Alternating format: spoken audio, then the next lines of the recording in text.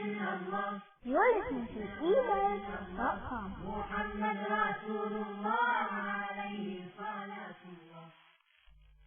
إن الحمد لله نحمده ونستعينه ونستغفره ونؤمن به ونتوكل عليه ونعوذ بالله من شرور أنفسنا ومن سيئات أعمالنا. من يهده الله فلا مضل له ومن يضلله فلا هادي له، ونشهد أن لا إله إلا الله وحده لا شريك له، ونشهد أن سيدنا ومولانا محمدا عبده ورسوله. أما بعد، فقد قال الله تبارك وتعالى في القرآن المجيد والفرقان الحميد: أعوذ بالله من الشيطان الرجيم، بسم الله الرحمن الرحيم. يا أيها الذين آمنوا لا تأكلوا أموالكم بينكم بالباطل إلا أن تكون تجارة عن تراض منكم، ولا تقتلوا أنفسكم إن الله كان بكم رحيما. وقال النبي صلى الله تعالى عليه وسلم: لا يتمنين أحدكم الموت لضر أصابته، أو كما قال عليه الصلاة والسلام. Honorable ulama ikram, respected brothers and elders, while the precise moment of Qiyamah undoubtedly remains a mystery, none can deny the signs and the symbols of Qiyamah have become more apparent, vivid and manifest. In the hadith of Jibreel, when Jibreel alayhi salam appeared before Nabi sallallahu alayhi wa sallam and had a lengthy dialogue and asked a host of questions to Nabi sallallahu alayhi wa sallam, one of which was, Mata Sa'a, O Muhammad sallallahu alayhi wa sallam, when is Qiyamah? Nabi sallallahu alayhi wa sallam gave the answer by saying, Mal mas'ulu anha bi'a'lama min as-sa'ili. The person being asked, that is me, is no more learned than the one asking. In other words, the precise moment of Qiyamah only remains in the knowledge of Allah. The second question of Jibreel was, فَأَخْبِرْنِي عَنْ أَمَارَاتِهَا. Okay, tell me some about the signs of Qiyamah.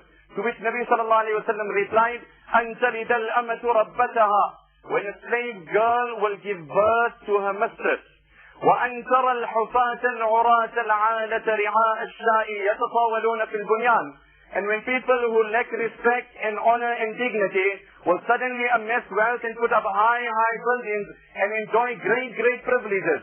The first explanation, when a slave girl will give birth to her mistress, scholars explain, when offspring will dominate over their parents. When juniors will govern their seniors, then Qiyamah is closed. إِذَا وُسِّدَ الْأَمْرُ إِلَىٰ أَهْلِهِ. When undeserving people will be given noble posts, then Qiyamah is closed. In the riwayat of Bukhari, لَا تَقُومُ السَّاعَةِ. The final hour will not be established until earthquakes do not become a common feature. The final hour of Qiyamah will not be established until earthquake and tremors become a common feature. Nabi sallallahu alayhi wa sallam has also said that Qiyamah will not take place until a man will come to the grave, not to pay his respects to his late brother, not to sympathize with the deceased. فَيَتَمَرَّض. My Nabi says he will turn in the soil of that grave, and then he will address his deceased brother, and he will say, يَا لَيْتَنِي كُنْتُ مَكَانَ صَاحِبِ هَذَا الْقَبْرِ. Oh my brother, I wish I was the dweller of the grave and you were on earth. I wish I was the occupant of this grave. I wish I was the inmate of this grave. وَلَيْسَ بِهِ الدِّينِ. The Nabi of Allah then says, don't assume that this was out of the passion of meeting Allah. No, it will be as a result of the mounting pressure of material commitment that he will prefer dying than living in this world. Nabi sallallahu alayhi wa sallam says he will stand there and he will desire passionately that, oh my brother, I wish I was in your place and you were in my place. The hadith that I have quoted before you, Nabi sallallahu alayhi wa sallam says, لا يتمنين أحدكم الموت لضر أصابته. None of you should ever desire death as a result of material adversity. None of you should ever desire. If his problems and difficulties and adversities bring him to a point that he no longer wants to live, as we see today, it was assumed, it was hoped, it was imagined that the day I will own a better car and have a bigger house and have the latest appliances, it will put an end to misery and anxiety in my life, only to know those are the very causes of anxiety and depression in my life. Only to know those are the very causes. If perchance you do not want to live, given the difficulties, the Nabi of Allah says the maximum flexibility there is in the matter, you can make the following dua: Allahumma ahyini ma kanat al-hayatu khayran li, wa tawaffani idha kanat al-wafatu khayran li. Allah, let me live as long as life is good, and I guess when it's better for me to go, take me away, O Allah. Let me give you some chilling statistics in relation to the present day world with regards to depression, which is the contributing factor to suicide, which is my topic of today. In 1973, they say the World Health Organization has released its statistics that 3% of the world population suffered severe depression, going back to the early 70s. In 1978, 5 years later, that figure had risen to 5%. In 1981, I have these articles. In 1981, there was a conference held in Chicago on mental disorders. And the chairman of that conference at that time had announced that according to research, it has been proven that at that time, 100 million people across the globe suffered severe depression. A decade later, this was multiplied and increased. They say, one would imagine that when we talk of depression and suicide, maybe it happens in the heart of Africa, where people are living in abject poverty, where they have no food. But the statistics are somehow so perplexing and startling in this regard, that suicide is more common among people living in first world countries, people coming from urban areas. 1 out of every 4 Americans is a victim of severe depression. Never mind the ordinary American.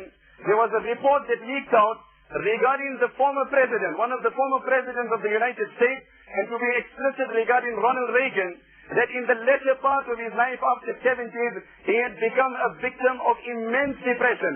And the same is even said regarding Napoleon Bonaparte, that while he was in exile, it was depression that had changed his life. I read an article about a German woman not too long ago who had killed 3 of her own children and then committed suicide herself. When an investigation was launched into the matter, again it surfaced severe depression. So she felt that no, rather let my children, in inverted commas, die the peaceful way. As they talk of euthanasia, the mercy killing. As a result of severe depression, this is what she had done. Now if you read the Star just about 2 weeks ago, it's supposed to be anti-suicide awareness. There was a long write-up in the Star regarding the statistics of suicide in our youth, suicidal youth. There is an, suicide analyst who heads the organization, South African Depression and Anxiety Group, who is based in Durban. According to his research, on an average every day, 20 to 25 youngsters commit suicide in South Africa itself, which potentially will claim the lives of 7,000 youngsters this year alone, which is classified as the 3rd biggest killer amongst youth. He says anyone under the age of 35, I have this article just about 2 weeks ago, anyone under the age of 35 is very prone to suicide. Girls between the age of 15 and 19 plan suicide more than boys. However, boys resort to more violent measures, jumping from a cliff or shooting themselves. Girls would maybe just overdose themselves. A person who is suffering HIV/AIDS is at a 16% greater chance of committing suicide than anyone else who is not suffering the sickness. Furthermore, he writes, now that they have launched a program when death impacts on your school, and that is to enrich and empower learners when they are faced with a crisis where a fellow colleague has committed suicide. And that's not all. In Japan, a study has proven that the internet has become an ideal tool for these depressed, isolated youth to find an accomplice to perpetrate the crime. So what happens, there are some suicide websites where these people that are depressed and are lonely and are despondent, they find company and they commit suicide in that way. There was a book that was authored, The Complete Suicide Manual, and it was rated the best-seller in Japan for 1 entire year. Brothers, I can continue giving statistics. You know what brings me to this topic? Allah forgive and Allah save us. That suicide has become a reality even in the Muslim Ummah. We can imagine when non-Muslims who don't understand Akhirat, like the Urdu poet says it so beautifully, अब तो घबरा के ये कहते हैं कि मर जाएंगे, मर के भी चैन न पाया तो किधर जाएंगे. Now as a point of frustration you say, I want to blow myself and kill myself. But my question to you is, even if after death, if it only intensifies and complicates matter even further, then what have you achieved? Recently we have had a spate of incidents where unfortunately in our own community also certain youth have committed this crime. Someone said it so beautifully that undoubtedly we all go through fluctuation of emotions and we go through depression. An intelligent man is not one who can increase his profits, but rather one who can transform his losses into profits. That is an intelligent man. I had a personal experience with a friend of mine way back in the early 90s on my first trip to Australia. There was a young boy who used to attend my programs and developed a very good relation with me. Then I went back in the late 90s and again the relation continued. He went through some crisis in his marriage life. I went again in 2000. I met up with him and we had a good relation. Things were taking shape. And when I got back, it was very sad for me to hear that unfortunately he had committed suicide, a person who I stayed with very closely. I was once in North America where there was a conference held with regards to the alarming statistics of how common suicide has become among the North Americans. And there were hosts of speakers and I also was given an opportunity to speak there. And brothers, to see the reality that is staring at us. The hadith of Nabi sallallahu alayhi wa sallam says, لا يتمنين أحدكم الموت. None of you should ever desire death. Perhaps many of us are those that will say that we will never entertain the thought of suicide. However, there are very few of us that don't desire death as a result of difficulty and material difficulties and adversity. In the battle of Badr, when my Nabi stood up and he exhorted the Sahaba, they have great goals in their life, they have great objectives. We are talking of you that are depressed, that are isolated, that are, have absolutely no goal and have no gumption in life and then decide to put a gun on themselves or jump from a cliff. Nabi alayhi salam exhorts the Sahaba, قُومُوا إِلَى جَنَّةٍ عَرْضُهَا السَّمَاوَاتُ وَالْأَرْضِ. Advance towards that paradise, the width of which is equivalent to the heavens and the earth. So this Sahabi stands up and he's saying, Bakhin, Bakhin, Ya Rasulullah. Like we would say, wow, wow. Nabi sallallahu alayhi wa sallam says, مَا يَحْمِلُكَ عَلَى قَوْلِكَ بَخٍ. Umar, what makes you say this bakhin? He says, رَجَاءً أَنْ أَكُونَ مِنْ أَهْلِهَا. The sheer hope that Allah made me among them. Nabi sallallahu alayhi wa sallam says, when you have it from me, you are among the dwellers of Jannah. Is it, O Nabi of Allah, is it confirmed? Nabi sallallahu alayhi wa sallam says, yes. He takes out a packet in which he has few days. He says, لَإِنْ حَيِّيتُ حَتَّى آكُلَ مِنْ ثَمَرَاتِ هَذِهِ إِنَّهَا لَحَيَاةٌ طَوِيلَةٌ. When martyrdom is staring at me, and the battle is ferocious, and the Nabi of Allah is exhorting, and Jannah is staring at me, am I going to eat these dates and then digest it and prolong martyrdom? No, he throws it, and he advances. The riwayat of Ibn Jarir, he then sings, كَفْلَتْ رَكْزًا إِلَى اللَّهِ بِغَيْرِ زَادٍ إِلَّا التُّقَى وَعَمَلِ الْمَعَادِ والصبر في الله على الجهاد وكل زاد عربة النفاد غير التقى والبر والرشاد. That I throw myself into the thick of this battle with no material provision other than trust in Allah. For verily that is what will aid man, and all other provisions will be exhausted. So the key issue is those who commit suicide as a result of the depression of this world. There are two times when it is correct. One is when a person passionately desires meeting Allah. That is encouraged in the hadith that every believer should anticipate meeting Allah. And the other instance is when a person fears that in relation to the vice and the sin and the exposure and the vulnerability of the world, he fears that he will not able to diligently honor the orders of Allah. Oh Allah, the times have become too trying and too challenging. I doubt I'm going to survive these temptations. I beg of you, oh my Allah, take me away so that I do not become a victim of committing any crime. There is concession regarding desiring death on such an occasion. And the best example to cite in this regard is none other than the Virgin Mary, which Allah speaks about in Surah Maryam. فَأَجَاءَهَا الْمَخَاضُ إِلَى جِذْعِ النَّخْلَةِ قَالَتْ يَا لَيْتَنِي مِتُّ قَبْلَ هَذَا وَكُنْتُ نَسْيًا مَنْسِيًّا. That when she had conceived miraculously, and the time had come for her to give birth, and her labor pain drove her to the trunk of a palm tree. Now can you imagine, our sisters, our wives are giving birth in the best of clinics, with a gynecologist around, with a husband to pet her, and again what they talk of antenatal depression and postnatal depression. I don't even know all those things. Depression related to everything, whereas previously it was never heard of. So now there's some form of counseling related to birth and before birth and after birth, and there's a host of issues related to it.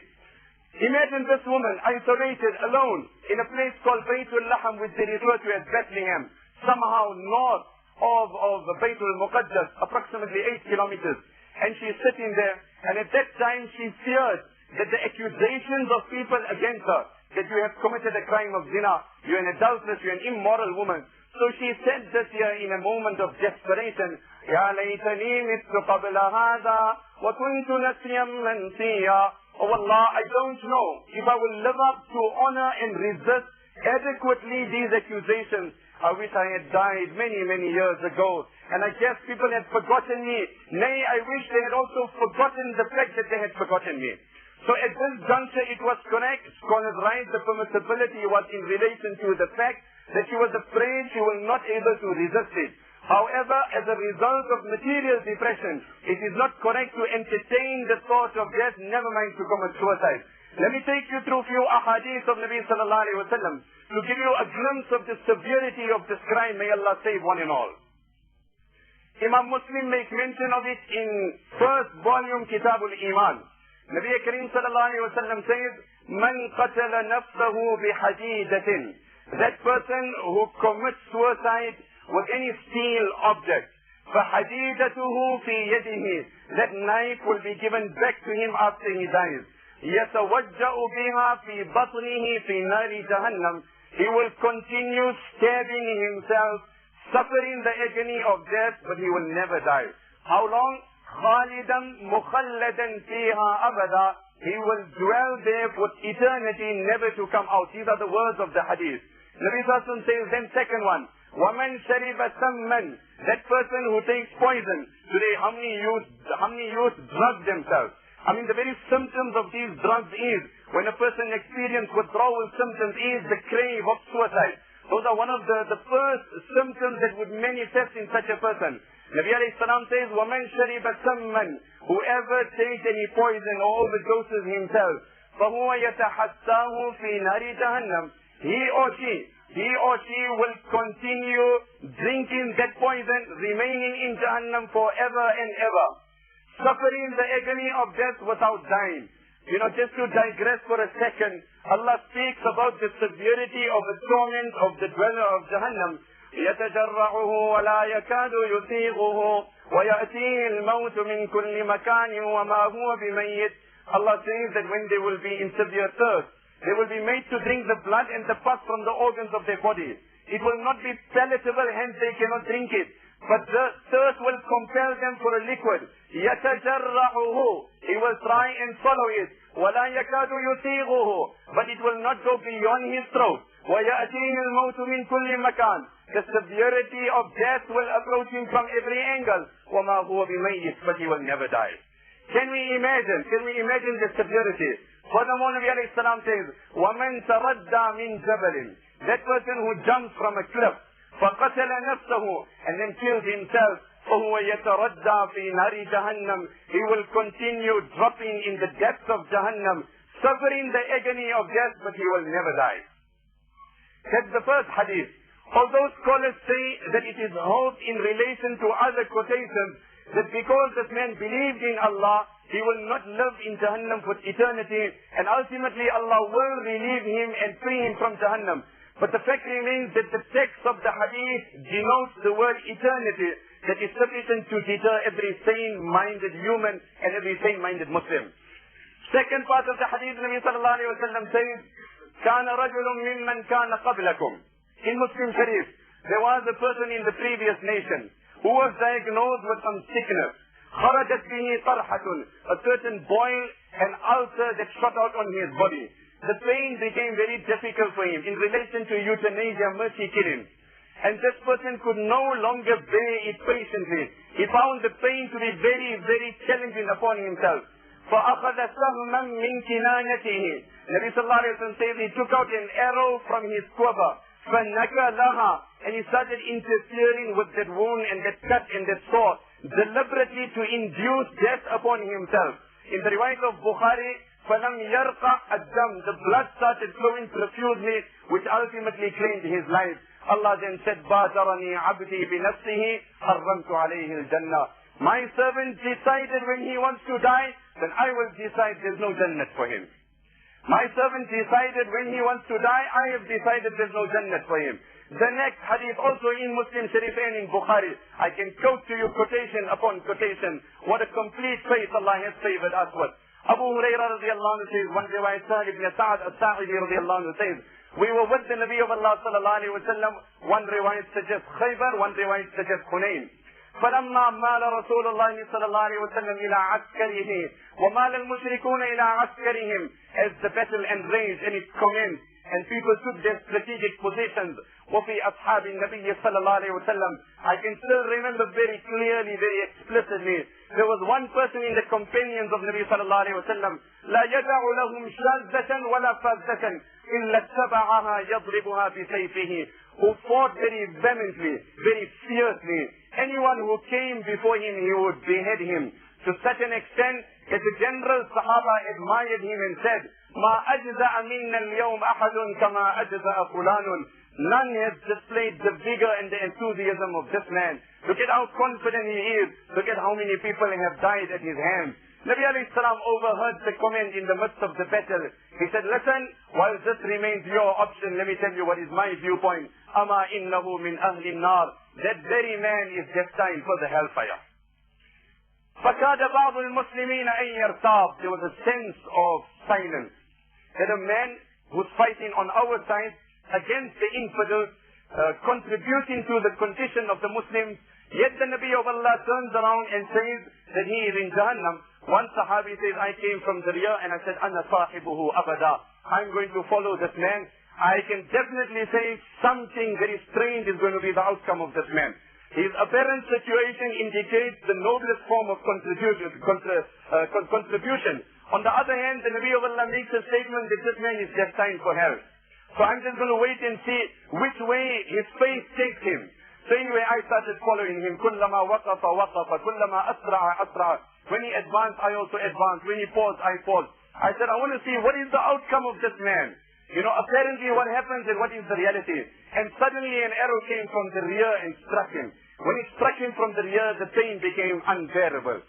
He was close to martyrdom with that arrow. But at that critical moment, he could no longer bear the little pain that was ultimately going to claim his life. He took out his sword and he committed suicide there and there.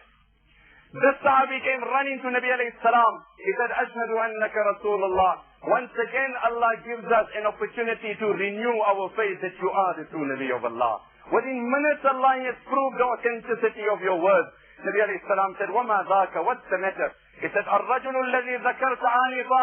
That man regarding whom you said that he's in Jahannam. And there was a sense of confusion amongst the Sahaba. I decided to follow him. And Allah made it such how things took the different direction that ultimately this man committed suicide. Nabi alayhi salam said, now you do me a favor, stand up and make the following announcement. إِنَّ اللَّهَ لَيُؤَيِّدُ هَذَا الدِّينِ بِالرَّجُلِ الْفَاجِرِ. Don't judge a man by his apparent condition. Many a times Allah will promote his deen at the hands of evil people also. Here is a typical explanation. Furthermore, tell the people, more than often you will find people, and this is a hadith that should give us a shiver, where people will engage in actions which ultimately would reflect that they are heading for Jannah. If prior to death they will commit a sin which will warrant their entry into Jahannam. So this is an area of concern for us, brothers. It is important that we look into our lives and we reflect. We introspect, we ask ourselves questions. The greatest contributing factor to it, if you read, is depression. They say, who are the youngsters that will commit suicide? A boy at the age of 12 whose mother has died out of HIV/AIDS. A girl who's been repeatedly abused by her father. A child who's seen his brother being violently killed by a mob. These are the type of children that potentially are more prone and more susceptible to commit suicide. You know, it's sad, it sounds like a joke, but it's a reality. A person suffering, everything in his life is dark and negative. His mother died, his father died in a nasty way, his brother was killed, his sister was kidnapped. They say the only thing positive in his life is HIV. It sounds like a joke, brothers, but that's the reality of what is happening to his life. The only thing positive. So what else is left in the life of this youngster? Now, if you look at the teachings of Nabi sallallahu alayhi wa sallam to do away with depression, what a beautiful faith Allah has given us. Let's look at two things. Just briefly, I leave you with something that can enhance you, empower you, enrich you, that we come out of the stage of depression. Look at what Nabi sallallahu alayhi wa sallam said. Nobody has to doubt the fact that depression is from shaitan. Nabi sallallahu alayhi wa sallam said something much higher than that. Al-ufasu min Allah wa-tata'udu min al-shaytan. Nabi sallallahu alayhi wa sallam said sneezing is from Allah, yawning is from the devil. What did the Nabi of Allah say? Yawning. Depression is a much more advanced level. Scholars explain why. Why is sneezing from Allah? When a person sneezes and he flushes that mucus out of his body, it brings freshness. It brings strength in his body which will motivate him to Allah's obedience. When he yawns, it brings laziness. He becomes lethargic, which takes him away from Allah. So if the Nabi of Allah says yawning, hence the Nabi of Allah said that when your brother sneezes, then answer his greeting. And when you want to yawn, then try and suppress it because it's from the devil. So when yawning is a reflection of the devil, then can you imagine what is depression? And it has become the strongest tool of the enemy of Islam. It has become the strongest tool of the devil to infiltrate and to make inroads. Let's look at 1 to 8 advices of Nabi alayhi salam very briefly. Nabi alayhi salam has taught us today many times we are depressed when we dwell in the past. We live over the past, the miseries of the past, the pain of the past. Nabi alayhi salam says, take all precautions, but when something has happened contrary to your desires, la taqul law, don't ever say if. If I did this, if I knew, if only you told me. Because as soon as you will use the word if, you will give ground for the devil to infiltrate and lead you to depression. I've mentioned this to so many people, and it has been such pertinent and such valuable advice. If the thing is over, let's look forward. Let's see how we can take the matter forward. But dwelling on the past, Nabi alayhi salam says, you are opening your ground for the devil to come and plant his seed there and take you ultimately to depression. The second thing, someone said it so beautifully, that if you do 4 things, you will save yourself from depression. Number 1, don't moan and groan regarding Allah's decree in your favor. Don't moan and groan. What did Nabi alayhi salam say? The dua in Hizbul A'zam. Allahumma ardini bima qadayta li wa barik li fima qaddara li hatta la uhibba ta'jila ma akharta wa la ta'khira ma ajjalta. Oh Allah, bless me with inner contentment on your decree in my favor. And then bless me with what you've decided for me, so that I don't desire adjustment in what you've planned out for me, Allah. I don't desire alteration. I wish it was like this, or rather, make me happy that I'm happy. I don't wish to reverse the situation, to rearrange the matter, oh Allah. I heard a report on radio this week. A survey was conducted in South Australia. I like to follow these statistics, it doesn't give me any confidence in what I'm saying, but many of our so-called intellectual-minded people like to relate to these theories. A survey was conducted in South Australia. I heard it this week. On 80 girls ranging from the age of 6 to 8 regarding their life and their health. And it was brought to their notice that 47% of those girls were unhappy with their figure at the age of 6. 47% of the girls at the age of 6. Prior to this, it was assumed that this theory and crave and consciousness only kicks in when a girl is in her teens. This research has now proven that a girl at the age of 6 has become conscious, what they talk of, cutting the levels of obesity. What they say, the typical American mentality is to cut down on the levels of obesity. Can I have a double cheesy burger and a Diet Coke? So girls at the age of 6 are not happy with their figure. And the key component of this is media exposure. That's the first thing. The second thing is don't ever sin without repenting. Don't ever sin with. The third thing is don't hate people for the ni'mat Allah has given them. Don't hate people for that is depression. You will find my time is over. A greedy man and a jealous man are perpetually depressed. Those are perpetually depressed individuals. And that is what Shaitan told Nuh alayhi salam. There are 2 angles through which I capture anyone and everyone. One is jealousy. After all, jealousy took me where I ended. And the second thing was out of greed. The whole of Jannat was permissible for Adam. Only one forbidden tree. But I made inroads through greed, and this is how I destroyed him. And when you will give up jealousy, Allah will give you that inner joy. Imam Ismail says, I met a villager who was living up to 120. I said, Ma aswala umrik, I salute your good health. What is the formula? We say jog, exercise, jump. He said, no, taraktul hasada fabatitu. My heart doesn't carry jealousy for anyone. Because of that, Allah gave me perpetual good health. I have never suffered any problem Only one formula: I don't harbor jealousy for anyone. Don't hate people for the ni'mas that Allah has given them. Number 4, don't turn yourself away from Allah, and otherwise Allah will forget you. I leave you with one last advice, brothers. I have personally seen this in my own life. When we try and do good to someone, you will find that this will enrich your life more than the receiver.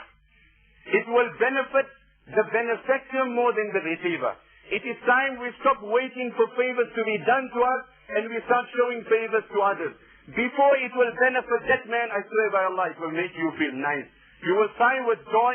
You will have an inner happy feeling when you sleep down that Alhamdulillah, today Allah has given me the ability to help someone. And through this, Allah will take depression away from you. Nabi Sallallahu Alaihi Wasallam has also taught us to make the following dua after namaz, rubbing your forehead. Allahumma adhib anni al-hamma wal-huzn. That, oh Allah, remove depression from me. I leave you with one more thing that I want to mention. Perhaps many of us know of our sons or relatives that had become a victim of this here. There is hope for such parents.